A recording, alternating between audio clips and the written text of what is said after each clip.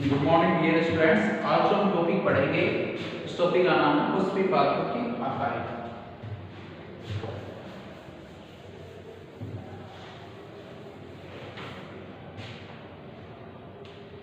पुष्पी पादपों की आकार।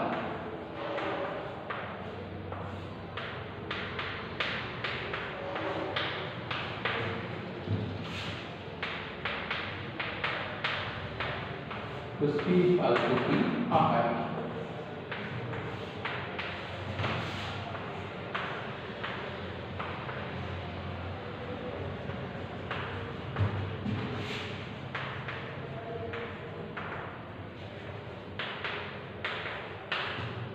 ठीक है, देखो हमने एक शब्द है मॉर्फोलॉजी यानी आकारिक। आकारिक का मतलब क्या होता है?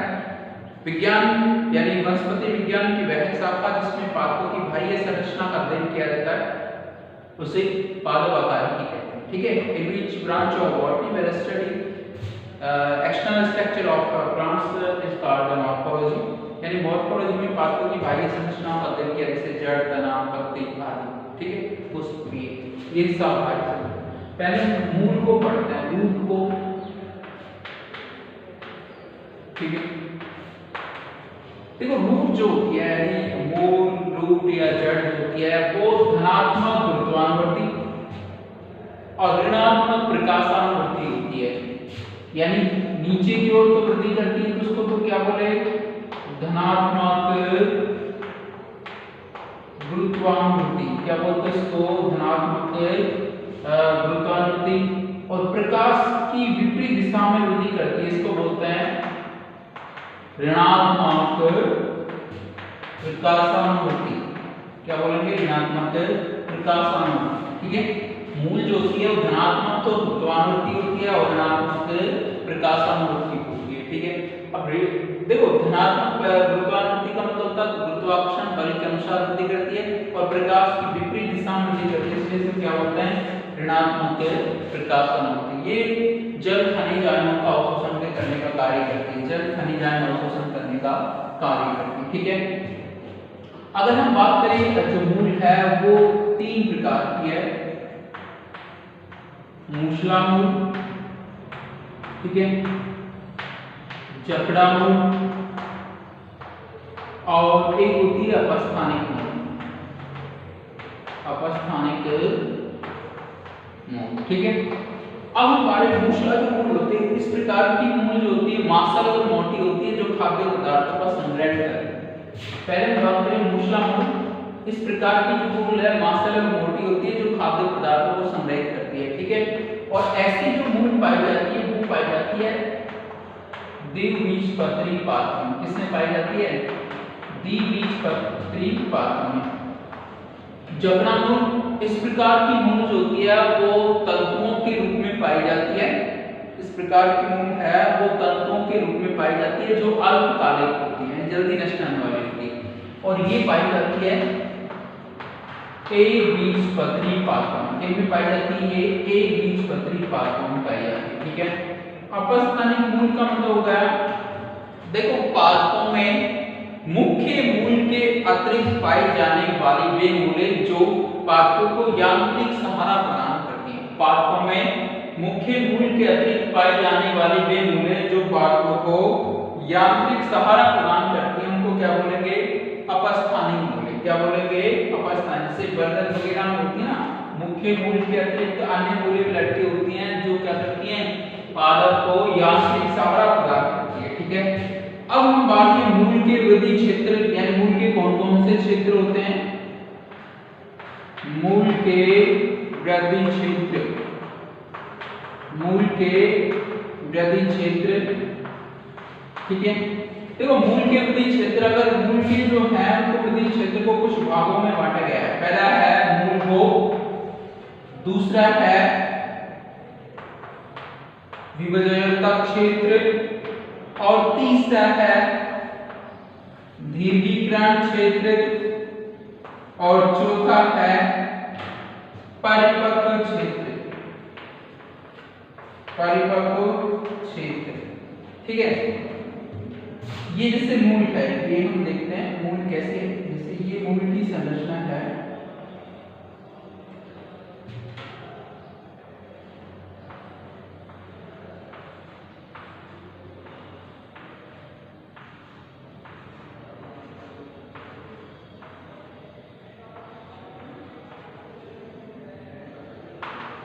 कि ऊपरी भाग की ओर ऊपर की ओर का परिपक्व क्षेत्र कौन सा होता है? परिपक्व क्षेत्र। इससे जो नीचे की ओर होता है वो का दीर्घीकरण क्षेत्र कौन सा होता है? दीर्घीकरण क्षेत्र। और इससे नीचे होता है विभजयतक क्षेत्र। विभजयतक क्षेत्र। और सबसे आगे का जो भाग होता है उसको बोलते हैं मूल गोप। क्या बोलते हैं? मूल गोप। ठीक है, ये क्या है? मूल की संरचना की बात करें, देखो मूल गोप होता है, यह है मूल का सबसे यानी अग्रभाग होता है। यह मूल का सबसे अग्रभाग होता है जिसके चारों एक स्तरीय परत पाई जाती है। यह मूल का सबसे अग्रभाग होता है जिसके चारों एक स्तरीय परत पाई जाती है। यह परत जब मूल वृद्धि करती है मृदा की ओर या नीचे की ओर तो घर्षण के कारण लगातार नष्ट होती रहती है। यानी ये मूल गोप क्या होती है? मूल का सबसे अग्रभाग होता है। मूल का क्या होता है? सबसे अग्रभाग होता है जिसके चारों एक स्तरीय परत पाई जाती है।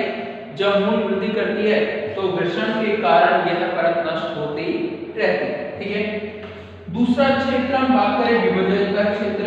यानी यह जो क्षेत्र कौन सा विभजयतक क्षेत्र है वो मूल गोप से पीछे की ओर स्थित होता है। विभजयतक क्षेत्र मूल गोप से पीछे की ओर स्थित होता है जो विभजयती की कोशिकाओं से मिलकर बना होता है। किससे मिलकर बना होता है? विभजयती की कोशिकाओं से मिलकर बना होता है। ये कोशिकाएं लगातार विभाजित होती रहती है। और इससे अगला क्षेत्र है दीर्घीकरण क्षेत्र। देखो दीर्घीकरण जो क्षेत्र जो होता है विभजयतक क्षेत्र से नीचे की ओर स्थित होता है। दीर्घीकरण क्षेत्र है विभजयतक क्षेत्र से पीछे की ओर स्थित होता है।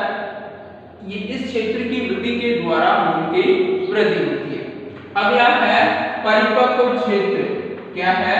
परिपक्व क्षेत्र। देखो इस ये जो परिपक्व क्षेत्र जो होता है, ये जो परिपक्व क्षेत्र होता है इसके साथ मूल रोम जुड़े होते हैं जो जल व खनिज आयनों का अवशोषण करते हैं। क्या करते हैं? ये जल व खनिज आयनों का अवशोषण करते हैं या जल खनिज आयनों के अवशोषण का कार्य करते हैं। अब हम बात करें मूल के रूपांतरित रूप कौन कौन से होते हैं, यानी किन किन रूपों में रूपांतरित होती है मूल।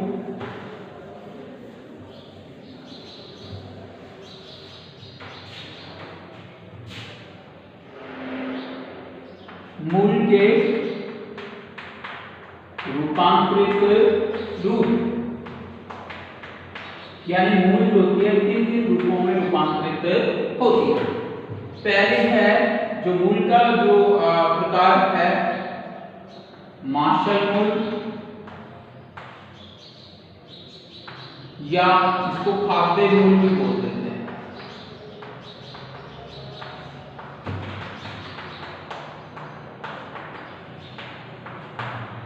दूसरी है जो मार्शल मूल के अतिरिक्त है यांत्रिक मूल।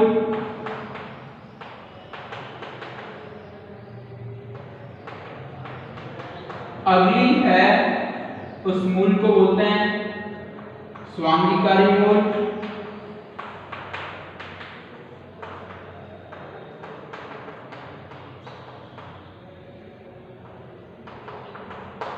इससे अगली है प्लावी मूल।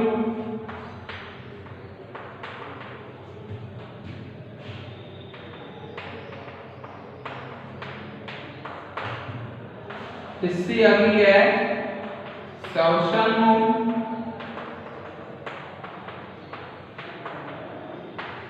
और इससे अगली है माइकोराइजा प्रकार की जो मूल होती है।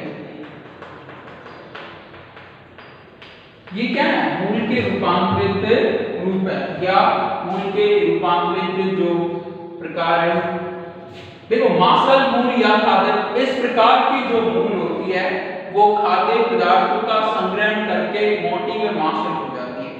इस प्रकार की मूल खाद्य पदार्थों का संग्रहण करके मांसल व मोटी हो जाती है, जैसे गाजर है मूली में। यांत्रिक जो मूल है, इस प्रकार की जो मूल है वो पादपों की शाखाओं से निकलकर, इस प्रकार की जो मूल है वो पादपों की शाखाओं से निकलकर मृदा में स्थानांतरित हो जाती है और पादपों को यांत्रिक सहारा प्रदान करती है। जैसे बरगद वगैरह में होता है कि पादपों की शाखाओं से मूल निकलकर पुनः मृदा में चले जाते हैं, पादपों को यांत्रिक सहारा प्रदान करती है। स्वांगीकारी मूल, इस प्रकार की जो मूल होती है हरित लवक युक्त होती हैं जो प्रकाश संश्लेषण का कार्य करती है। इस प्रकार की मूल है हरित लवक युक्त होती हैं जो प्रकाश संश्लेषण का कार्य करती हैं। जैसे गाढ़ा होता है प्लावी मूल, इस प्रकार की जो मूल है उनमें वायु कोष्ठक पाए जाते हैं। इस प्रकार की मूल में क्या पाए जाते हैं? वायु कोष्ठक पाए जाते हैं जो पादपों के तैरने में सहायक होती है। ठीक है, जैसे जेंसी हमेशा श्वसन मूले, इस प्रकार की जो मूल है वो मृदा से बाहर की ओर निकल जाती है और पादपों के लिए श्वसन का कार्य करती है। श्वसन मूले क्या करती हैं? मृदा से बाहर की ओर डंठलों के रूप में निकल जाती हैं और श्वसन का कार्य करती है। जैसे राइजोफोरा में माइक्रोराइजा मूल, देखो कुछ पादप होते हैं उनकी मूल कवकों के साथ जुड़कर सहजीविता दर्शाती है। कुछ पादपों की जो मूल है वो कवकों के साथ जुड़कर सहजीविता दर्शाती है। सहजीविता का मतलब होता है कि वह संबंध जिसमें पादप और कवक दोनों प्रजातियों को लाभ हो। वह संबंध जिसमें पादप और कवक दोनों प्रजातियों को लाभ हो उसे क्या बोलेंगे?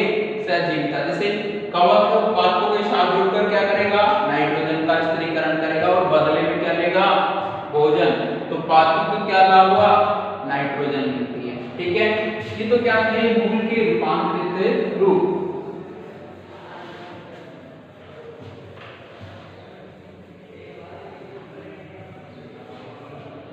आगे हम बात करें मूल के बाद है तना, स्टेम। ठीक है, देखो जो तना जो होता है पादपों को जो तना है, तना कैसे ऊपर की ओर वृद्धि करता है। किधर वृद्धि करता है? तो ये कैसे होगा? गुरुत्वाकर्षण बल के विरुद्ध वृद्धि कर रहा है, इसको क्या बोलेंगे? ऋणात्मक गुरुत्वानुवृत्ति। और प्रकाश की दिशा में वृद्धि कर रहा है तो क्या बोलेंगे? धनात्मक प्रकाशानुवृत्ति।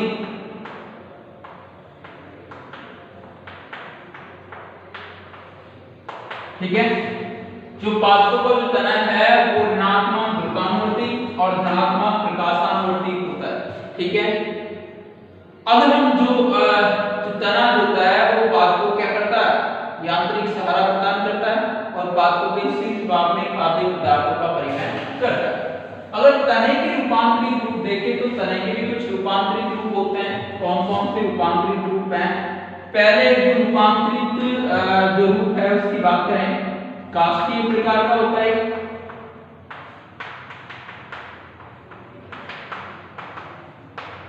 एक होता है शाखीय प्रकार का।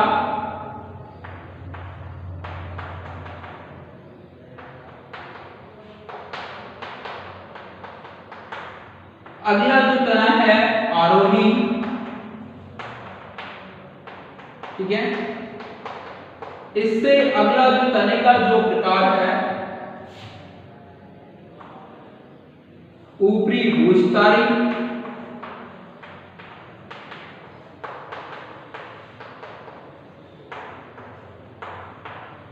ठीक है, इससे अगला तने का प्रकार है अंतर्भूस्तारी।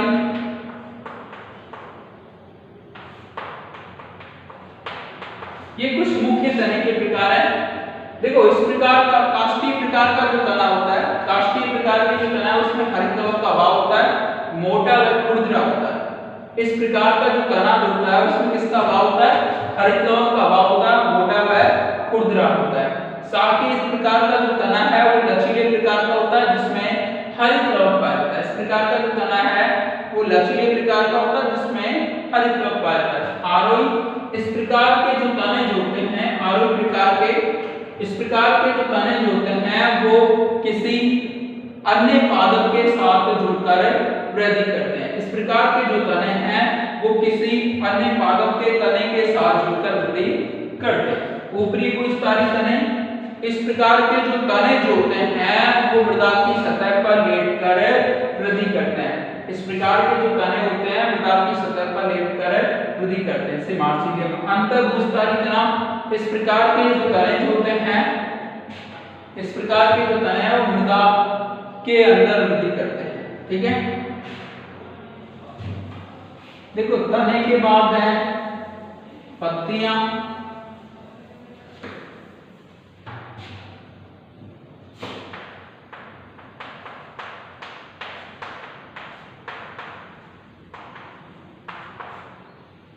देखो पत्तियां होती हैं, हमने लास्ट क्लास में इसके बारे में पढ़ लिया, फिर मैं थोड़ा सा बता देता हूं। हमने लास्ट क्लास में पढ़ा था कि पत्ती के कितने भाग होते हैं, 3, पर्णाधार, पर्णवृंत और पर्णफलक। ये किसके भाग होते हैं, पत्ती के भाग होते हैं। ठीक है, पर्णाधार वह भाग होता है, पर्णाधार पर्णाधार की पर्णाधार वह भाग होता है जिसके साथ पर्णवृंत जुड़ता है। पर्णाधार वह भाग होता है जिसके साथ पर्णवृंत जुड़ता है। दूसरा है पर्णवृंत भाग, पत्ती का वह भाग जो पर्णाधार और पर्णफलक को जोड़े रखता है उसे पर्णाधार कहते हैं। पत्ती का वह भाग जो पर्णाधार और पर्णफलक को जोड़ता है पर्णवृंत कहलाता है। पर्णफलक यह पत्ती का अंतिम भाग होता है, यह पत्ती का अंतिम भाग होता है जो लंबा व चपटा होता है। यह पत्ती का अंतिम भाग होता है जो लंबा व चपटा होता है, जो प्रकाश संश्लेषण का कार्य करता है।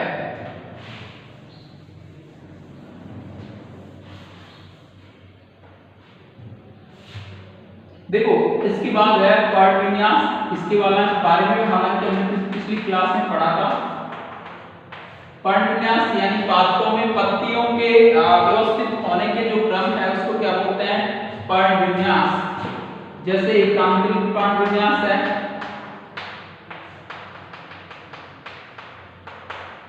दूसरा है सर्पिल,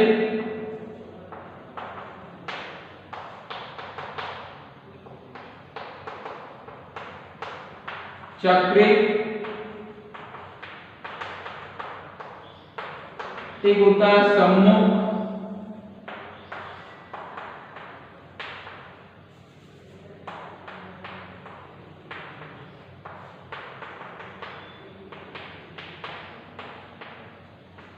ठीक है। पादपों में पत्तियों के व्यवस्थित होने के क्रम को क्या बोलेंगे, पर्णविन्यास। और पहले एकांतरित पर्णविन्यास। इस प्रकार के पर्णविन्यास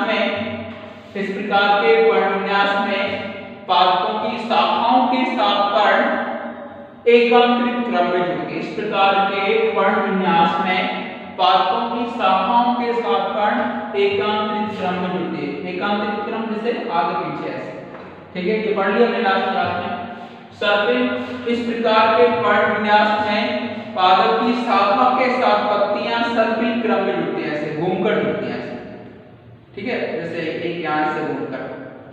इस प्रकार के पर्णविन्यास में पादपों की जो शाखाएं होती हैं उनके साथ पर्ण सर्पिल क्रम में जुड़ती हैं, जैसे गुड़हल में। चक्रिक में क्या होगा, इस प्रकार के पर्णविन्यास में जो तना है या जो शाखाएं हैं उनकी पर्व संधि के साथ पत्तियां एक चक्र के रूप में जुड़ती है। जैसे ये तना है, इसके एक पर्व संधि, उसके चारों पत्तियां एक चक्र के रूप में जुड़ती हैं। सम्मुख के बारे में हमने पढ़ लिया था, एक होता है सम्मुख क्रॉसित और एक सम्मुख आधारोपित। देखो सम्मुख क्रॉसित में हमने पढ़ा था जब पादपों की जो पर्ण है वो एक पर्व संधि के साथ आमने सामने जुड़ी है तो सम्मुख क्रॉसित, और जब पादपों में पर्ण है एक पर्व संधि के साथ जुड़ी हो, आमने सामने जुड़ी हो और ऊपर की ओर जुड़ी हो तो सम्मुख आधारोपित, सम्मुख क्रॉसित, और इसको क्या बोलेंगे, सम्मुख आधारोपित। ठीक है, देखो इसके आगे हम जो बात करते हैं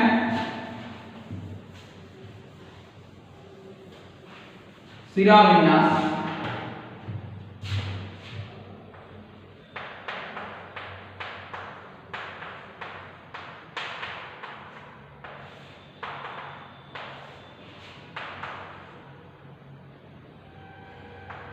देखो सिरा विन्यास जो दो प्रकार का, चालिकावत और समांतर।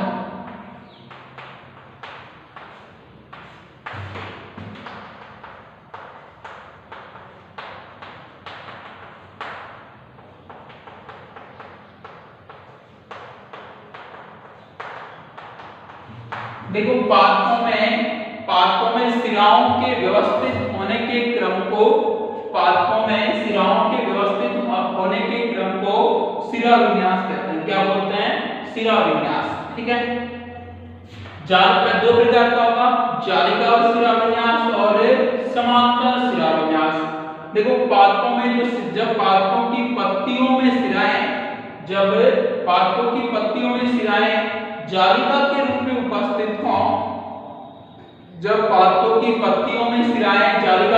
उपस्थित हों, उसे जालिका सिरा विन्यास कहते हैं। ऐसा द्विबीजपत्री में होता है।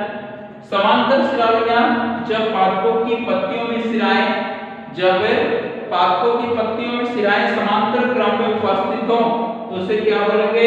समांतर सिरा विन्यास। ऐसा एक बीजपत्री में होता है, ऐसा द्विबीजपत्री में। जैसे कई बार आप देखते हैं ना,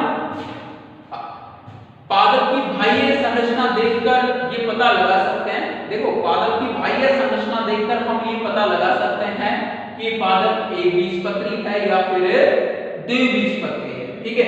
अगर पादपों की पत्तियों में जालिका और सिरा विन्यास है तो हम कहते हैं पादप कैसा है? द्विबीजपत्री।